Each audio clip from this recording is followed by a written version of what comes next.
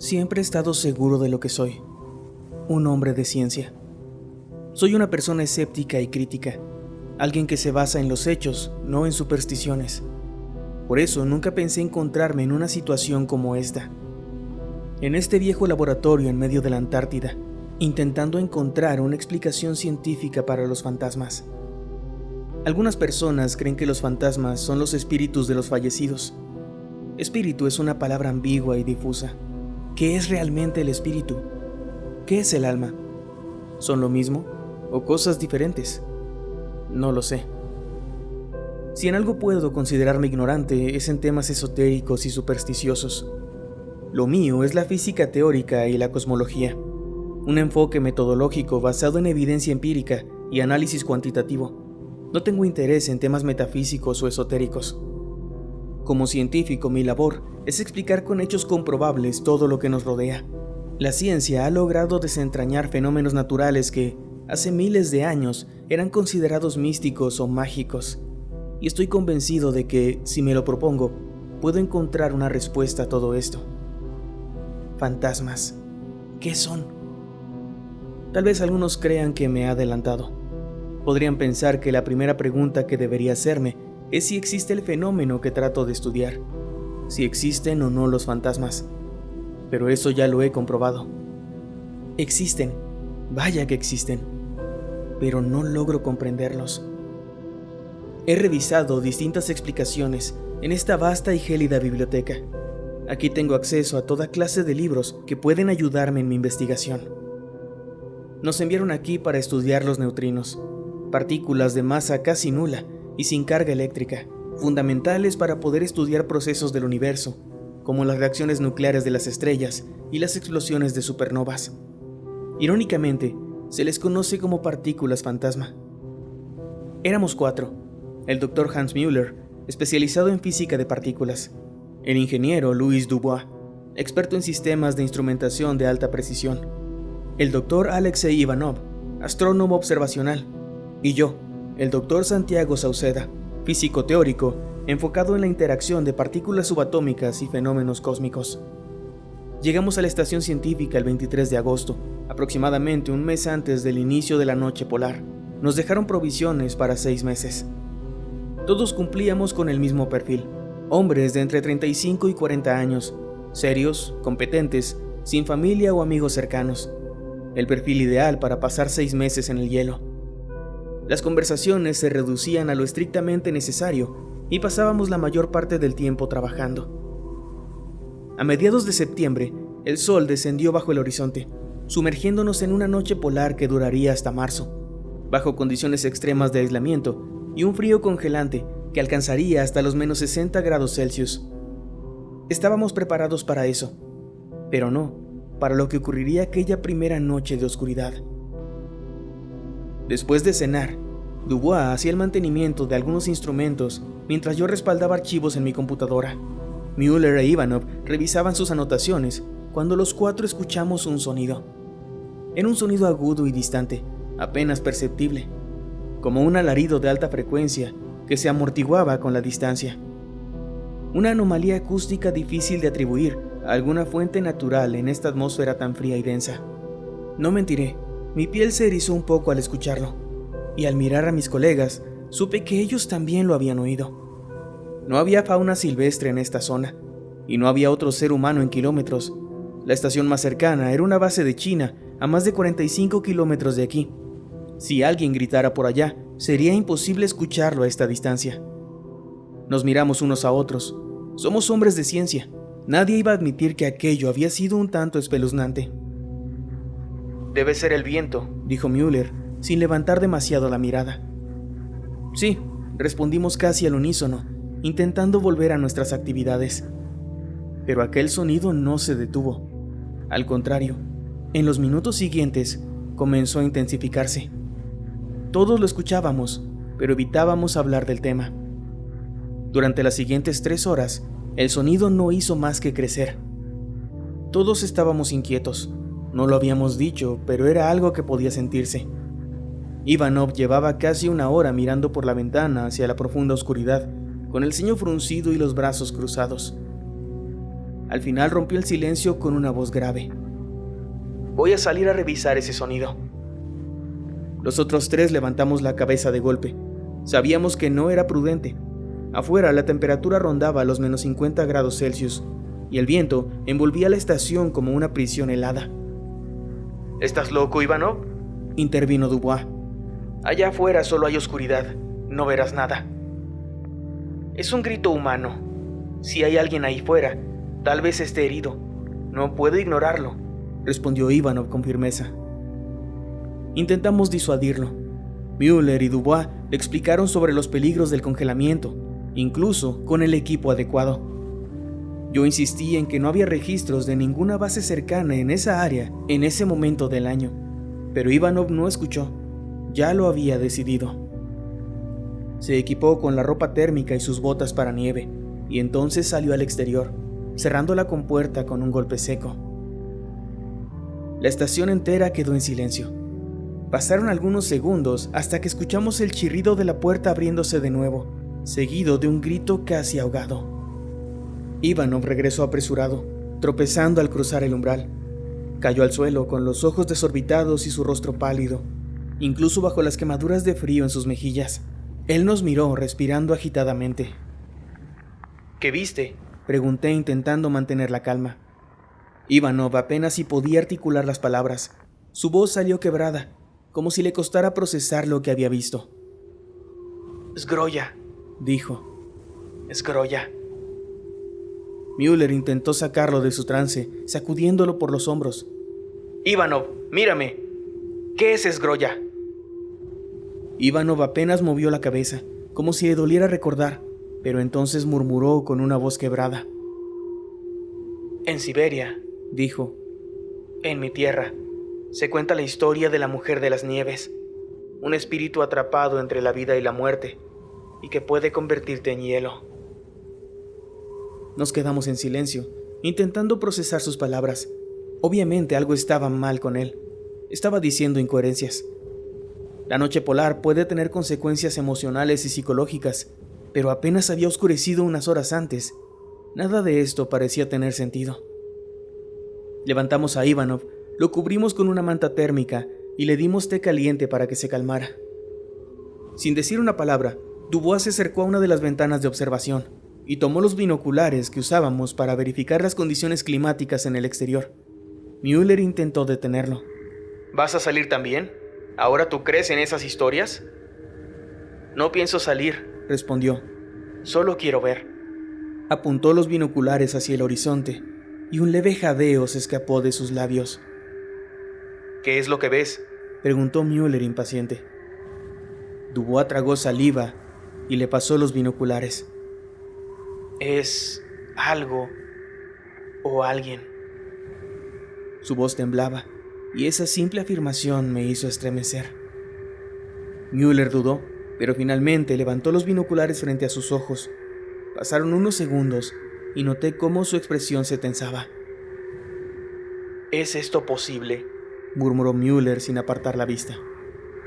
Parece una mujer, pero su cuerpo resplandece. Está vestida de blanco. Flota sobre el hielo como si no tocara el suelo. Avanza tan despacio que apenas si parece moverse, pero está avanzando hacia nosotros. Incrédulo, pensando incluso que podían haberse puesto de acuerdo para jugarme una broma, le arrebaté los binoculares a Müller y observé por mí mismo. Ahí estaba, envuelta en una blancura casi espectral, apenas visible contra el fondo helado. Su piel era pálida, inhumana, y el vestido blanco que llevaba ondeaba a su alrededor como una niebla densa. Flotaba, moviéndose con una calma inquietante, con sus brazos colgando a los lados y su rostro en un grito perpetuo, y mirando directamente en nuestra dirección. ¿Qué demonios es eso?, murmuré sin esperar respuesta. Aquel sonido, aquel grito se estaba intensificando más y más. Debe estar a unos 4 kilómetros, dijo Dubois, con sus ojos aún fijos en la silueta. A esa distancia y con esa velocidad, si se mueve aproximadamente 500 metros por hora, nos quedan unas 8 horas antes de que llegue aquí. Es absurdo, gruñó Müller, cerrando los puños sobre la mesa para ahogar el temblor en sus manos. Es imposible. No hay nada ahí fuera. Ningún ser humano podría sobrevivir en estas condiciones. Tal vez es un espejismo, una ilusión óptica. Este tiempo de aislamiento puede afectar nuestra percepción. Eso es todo. Dubois, con la mirada fija en la ventana, negó con la cabeza. No es una ilusión, Müller. Lo hemos visto todos. Además, esa cosa se mueve. Una alucinación colectiva de este tipo es improbable. Improbable, mas no imposible, Dubois, dijo Müller.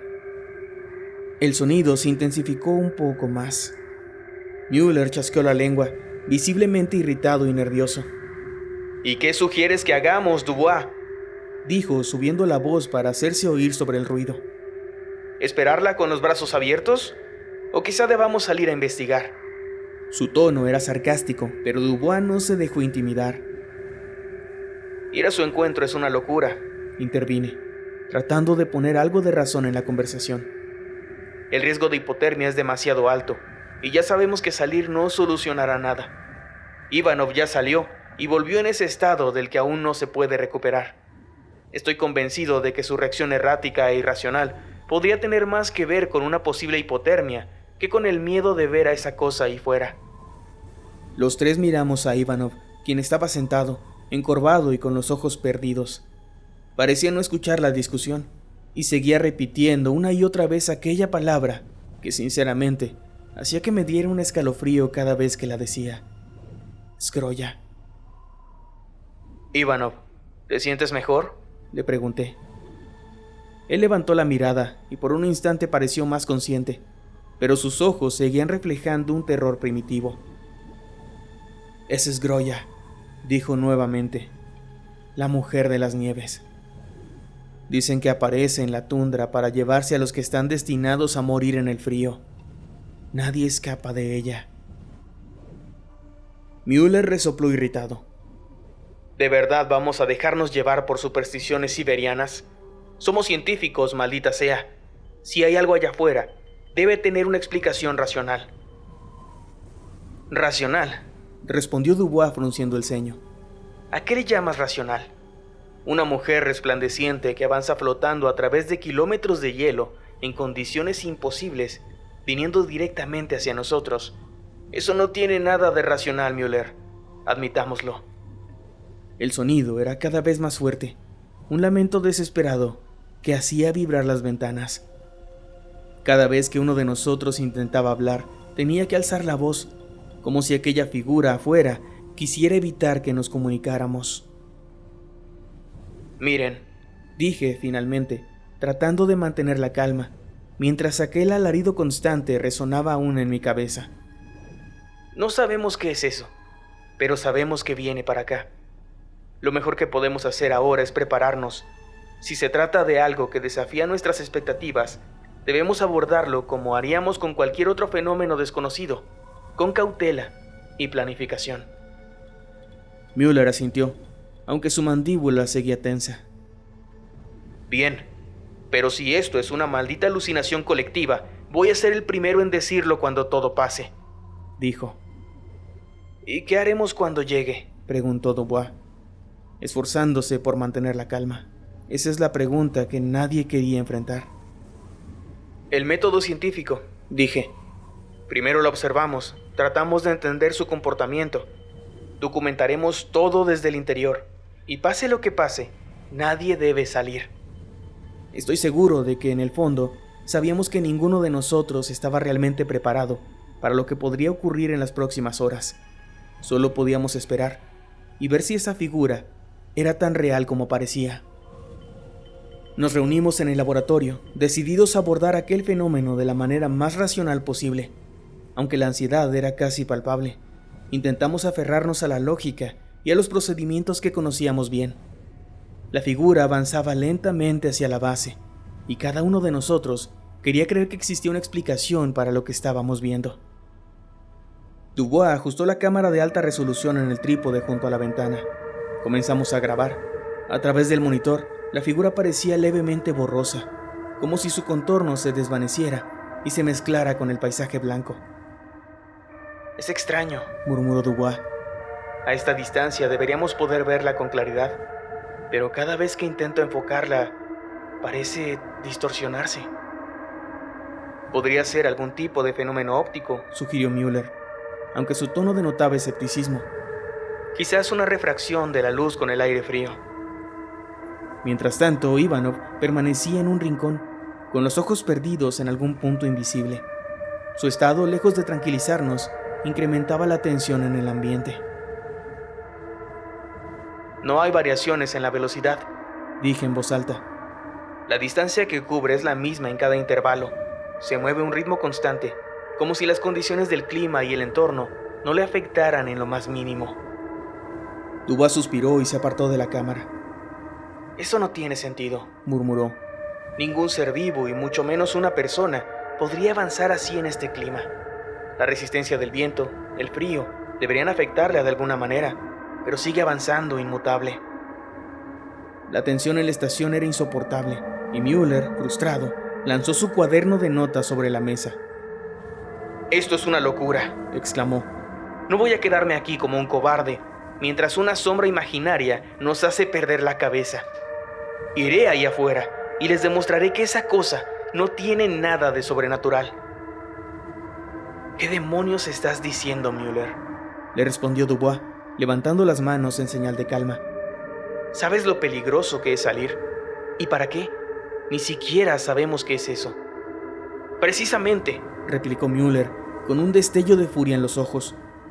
«Porque esa cosa no existe. No es más que una alucinación colectiva, o en el peor de los casos, alguien está jugando con nosotros». Müller tomó una pistola de bengalas y una linterna de alta potencia, además de un hacha para hielo que solíamos usar en las expediciones de campo. Sin decir una palabra más, se colocó la ropa térmica y se dirigió hasta la puerta. «Müller, espera». Intenté decirle algo, pero él ya había salido, cerrando la compuerta violentamente detrás de él. Nos acercamos a la ventana mirando en silencio mientras él subía a uno de los vehículos para nieve. La luz de los faros iluminaba el terreno helado a medida que avanzaba en dirección a la figura que, a lo lejos, seguía avanzando al mismo ritmo constante. Alcanzamos a ver cómo Müller aceleraba directo hacia la figura, lanzando destellos de bengalas a su alrededor, probablemente convencido de que la luz disiparía la ilusión, pero la figura no retrocedía ni desaparecía. Seguía ahí, inmutable, avanzando. La luz de los faros parpadeó, y en un instante Müller pareció frenar de golpe, y lo vimos bajar del vehículo, acercándose lentamente a aquella figura. «Müller, regresa a la base», gritó Dubois a través de la radio, pero fue ignorado. A través de los binoculares pude ver su rostro deformado por el pánico. Müller alzó el hacha, apuntando hacia la figura, pero sus movimientos se volvieron más lentos. Sus brazos temblaron y de pronto dejó caer el hacha al suelo. Su cuerpo empezó a convulsionar. Su rostro se congeló en una mueca de terror absoluto, y antes de que pudiéramos comprender lo que sucedía, cayó de rodillas al suelo, clavando sus manos en la nieve. El sonido de sus gritos se unió al alarido de aquella cosa en la distancia, un grito desgarrador y agónico, que resonó en nuestros oídos, mientras impotentes veíamos cómo su cuerpo se retorcía, y sus extremidades comenzaban a desprenderse, como si algo invisible le arrancara brazos y piernas con demasiada facilidad. Finalmente, su cuerpo, hecho pedazos, cayó en la nieve, tiñendo de rojo el hielo a su alrededor. Nadie se atrevió a decir una sola palabra. Nos quedamos mirando, con una sensación de horror profundo, al ver que aquella figura solo seguía avanzando, lenta e implacable, como si nada hubiese sucedido. Nos quedamos ahí, inmóviles, sin saber qué hacer. De repente, Ivanov, quien había permanecido en silencio, habló, y su voz era solo un ronco susurro. «Zgroya se lo llevó», dijo casi con reverencia, mientras sus ojos se mantenían fijos en la nada. «Zgroya ya se lo llevó, y seguimos nosotros». Dubois y yo intercambiamos miradas de inquietud y temor, como si su frase fuera una sentencia de muerte. «No hay salida», continuó Ivanov. «No podemos ir a ningún lado, y vamos a morir aquí». Diciendo eso, se levantó y empezó a despojarse de su ropa pieza por pieza. «Ivanov, ¿qué haces?», pregunté desconcertado, pero no respondió. Con una calma inquietante se quitó los zapatos y comenzó a desabotonarse la camisa. «Ivanov, detente», dijo Dubois, pero Ivanov solo nos miró con una expresión vacía. «No quiero esperar más», dijo. «Prefiero hacerlo yo, antes de que me alcance aquí dentro». Dubois y yo nos lanzamos hacia él tratando de sujetarlo, pero él logró zafarse y corrió hasta la compuerta. «No entienden. Nadie puede escapar. Y al menos así puedo elegir yo». Antes de que pudiéramos alcanzarlo, Ivanov abrió de par en par la entrada, dejando que una ráfaga de viento helado nos golpeara, y sin pensarlo dos veces, se adentró en la oscuridad de la noche polar. «Zgroya! Skintitsin! Timenianivo Smash», gritó levantando los brazos. Nos quedamos ahí en shock, mirando cómo su figura desnuda se desvanecía en la inmensidad blanca. La temperatura exterior era letal. Sabíamos que en cuestión de minutos el frío lo consumiría.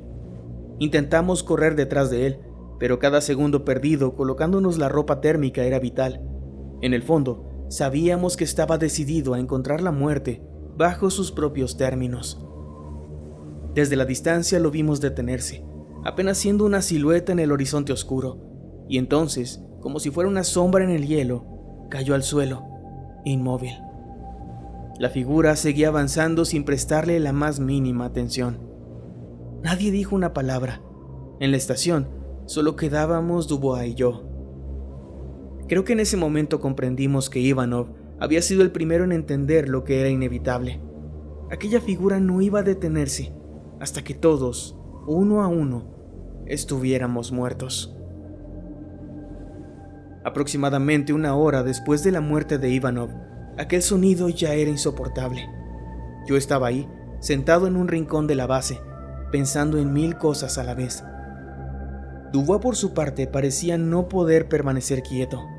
Lo veía moverse de un lado a otro, con la mirada fija en la ventana. «Esto no tiene sentido», murmuraba constantemente, más para sí mismo que para mí. Necesito entender qué es». «Dubois, es inútil», le dije. «No hay una explicación». Pero él no escuchó mis palabras y comenzó a realizar anotaciones frenéticas en su cuaderno, llenándolo de palabras, números y bocetos extraños, incluso desde mi punto de vista en ese momento, incoherentes. De un momento a otro, se dirigió a la sala de monitores y comenzó a configurar las cámaras infrarrojas. También encendió los sensores que utilizábamos para la investigación de neutrinos. «Si no podemos estudiarla como una forma de vida, tal vez podamos estudiarla como partículas», dijo. En ese momento entendí su plan. Quería registrar el avance de la figura en cada longitud de onda, desde la luz visible hasta el espectro infrarrojo. Quería entender de qué estaba hecha. Desde la sala de control, Dubois observaba el monitor con una intensidad casi perturbadora, con los ojos fijos en la pantalla. Uno a uno activó los sensores, pasando de una frecuencia a la otra, hasta que en una de las imágenes algo apareció. Fue un parpadeo apenas visible, pero suficiente para atrapar su atención. Según dijo, la figura en la pantalla no era la mujer que habíamos visto. Era una forma distorsionada, de bordes indefinidos, como una sombra negra que parecía absorber la luz a su alrededor. Dubois se inclinó más cerca de la pantalla, fascinado y horrorizado a la vez. «Es como un agujero, como un vacío». De repente algo en su rostro cambió. Sus ojos se abrieron de par en par. Empezó a respirar más rápido. Su pecho subía y bajaba con dificultad, y vi cómo su expresión cambiaba a una de horror. Dubois comenzó a convulsionar violentamente. Sus manos temblaban y sus ojos seguían fijos en la pantalla. Corrí a desconectar todos los instrumentos, las cámaras y los monitores, pero era tarde. Dubois dejó escapar un último y escalofriante grito, mientras sus ojos se ponían en blanco y su rostro se distorsionaba en una mueca de terror absoluto, hasta que su cuerpo quedó inmóvil. Me acerqué a él con miedo, pero era evidente que Dubois ya no estaba ahí. Su mirada estaba vacía, sin rastro de vida. Observar fijamente la verdadera forma de aquella cosa parecía haberlo afectado a un nivel que no puedo comprender. No me quedaba mucho tiempo. Aquella figura estaba a menos de 800 metros de la base. Nunca fui alguien religioso, sin embargo, me pareció que debía darles a mis compañeros, o al menos a Dubois, un final digno. Me sería imposible alcanzar los cuerpos de Müller y de Ivanov, pero al menos podía ponerme mi ropa térmica y darle a Dubois una tumba digna bajo la nieve. Así lo hice, arrastré su cuerpo como pude y lo enterré a poca profundidad cerca de la base. La figura estaba cada vez más cerca, moviéndose con la misma calma inhumana, mientras el sonido de su lamento llenaba cada rincón de la estación. La última vez que miré por la ventana, estaba ya a menos de 200 metros, y yo, solo y aterrado, podía aferrarme a una sola y última esperanza. Me había dado cuenta de que en ningún momento esa cosa había mostrado interés en nosotros realmente.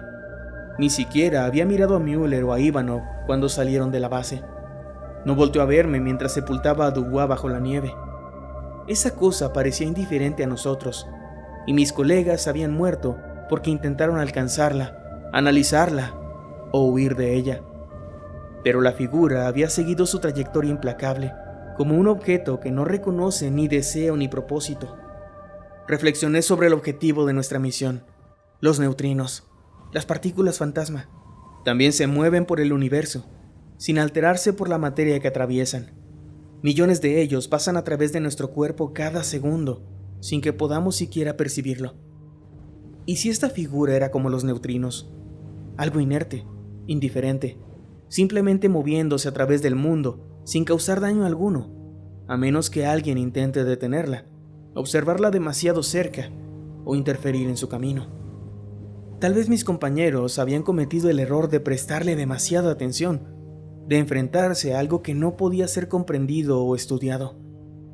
Quizás, como los neutrinos, esta figura avanzaría a través de la estación, ignorando todo a su alrededor, mientras yo permaneciera en silencio, sin siquiera mirarla.